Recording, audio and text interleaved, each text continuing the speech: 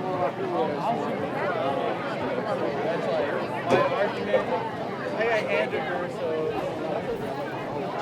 I'm good with kids. Well, thanks for showing up. What? I'm here. What are you talking about?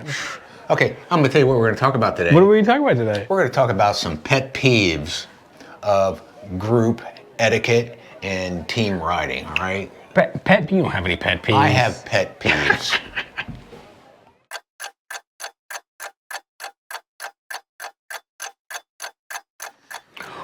Well, thank you for your patience.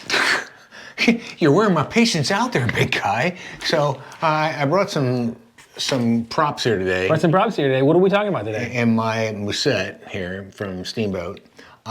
We're talking about how can you be a great teammate or a club mate for the group rides that you might go out on. Okay, I see. This is what. So we were talking about this. Maybe doing a little series about don't be that rider.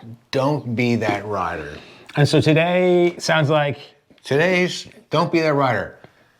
Number one, if the ride starts at 9 o'clock, Brian, what time do we got to be there? 10 minutes till 9. Yes, because if you're on time, you're late, and the ride is going to start. And don't be that guy or gal that's out there saying, "Oh, I'm on my way. I got stuck in traffic." So hold on. I'm going to pretend like this is news to me. Like your pet peeve is people being late? Is people being late. Oh, wow. I never would have thought that. Never would have thought that. Yeah, it must be a military thing. Yeah, especially because if you're going on a group ride. I mean, if it's just like you and somebody else. Yeah, whatever. I'm fine with that. But you got a group ride, and we got half a dozen riders out there ready to go and get a training ride in. Wow, how inconsiderate is that? Well, especially if like 5 of them are all late in 10-minute increments. Yeah, there you go. Really, it's a mess. Yeah. Hey, so what else do you think I got in my bag here, buddy? I don't know what you got. Let's see. Oh, it's water. An empty water bottle. Oh. An empty water bottle. Yeah, you probably don't want to be that guy not bringing water. Don't be that rider that says, "Oh, I forgot my water bottle." Remember that ride we went on the other day that was like 5 hours long? And, yeah. And you only brought 1 water bottle? I brought 2 water bottles and I didn't refill it. I should have. You want more water? Yeah, I should have done that. So what else do you think I got in my bag here? Well, let's see. Going on the water theme, maybe being the guy who's mooching snacks up everybody? Yeah. And you know that rider that doesn't bring any food with him, right? So, gosh, bring something along to eat. Or if you're that person, maybe you ought to bring some money so you can stop at the donut shop on the way out there to get that topped off. What do you think? Well, yeah, especially because like those 2 things, those are like safety concerns. No, absolutely. Especially if it's a nice long ride and you bonk and don't have any water. There you go. You're just mooching everybody else. Here's another pet peeve. Having the proper gear out there to do that.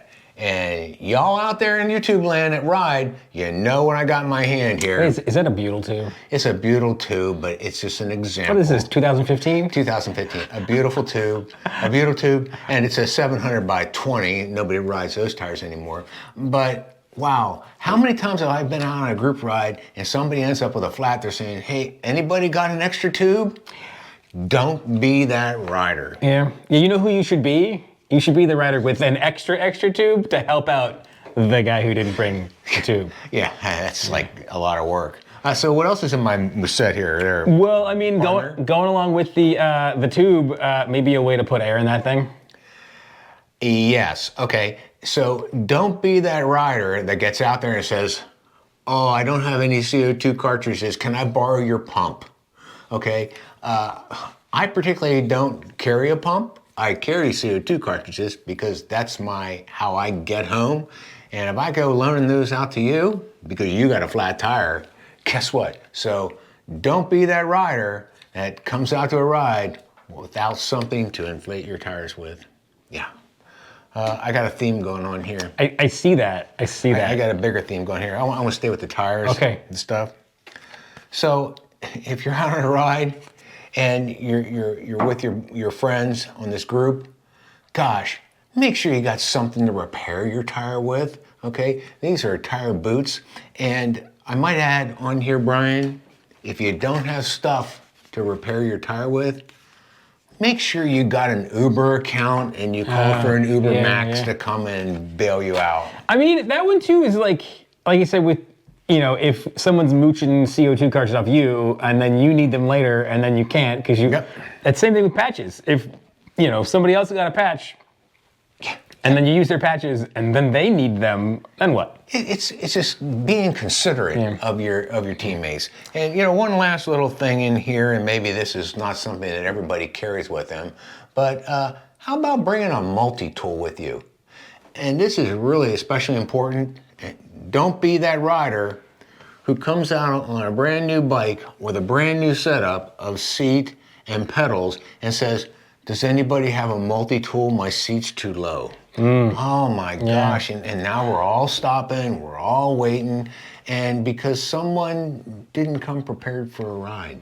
Yeah, it's fair. I was also thinking like the multi-tool goes along with the tubes and the patches because if you got through axle wheels and they're not the type that has their own lever built in, you got to use an Allen key, and you don't have an Allen key, Yep. what do you do? There you go. Cool. You mooch it off your friend or your teammate. Yes. Yeah. So anyhow, those are like a handful of guidance before to be considerate. Yeah, well, I can think of a couple other ones. Talk to me. So, you go on group rides a lot more Yeah, than I do. I don't. I can see being that guy is the one who doesn't take any pulls. Oh. Right? We're opening another can of worms. Okay. So now we're in the pack. Yeah.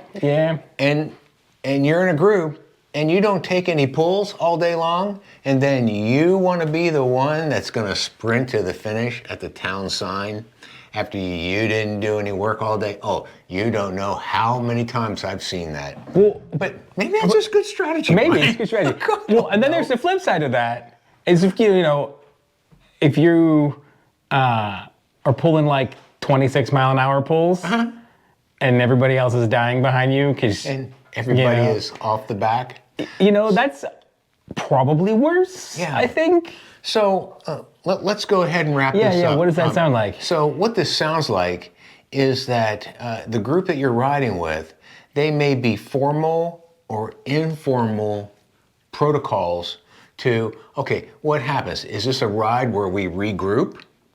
Or is this a ride where it's a no drop ride? These things are really important to consider before you even start down the road. You know? And Brian, the weeds are too deep to talk about riding in a pack right now. We can certainly do a video on that, on how to be courteous. I'm just interested on, hey, showing up on time, making sure you have your food and your fluids with you. And if worst case happens and you get a flat, can you get yourself out of it? So let's stick a pin in that to talk about coming back and talking about riding in a pack and a group. How about that? Sounds good. Okay, cool. All right, so what are we gonna do now? Be on time? Yeah, we're gonna go out and ride, and he's gonna show up on time, so I'm not sitting there looking at my watch or texting him. And we're gonna go out and have fun, and then Keep the rubber side down? keep the rubber side down. Bye, y'all. Bye.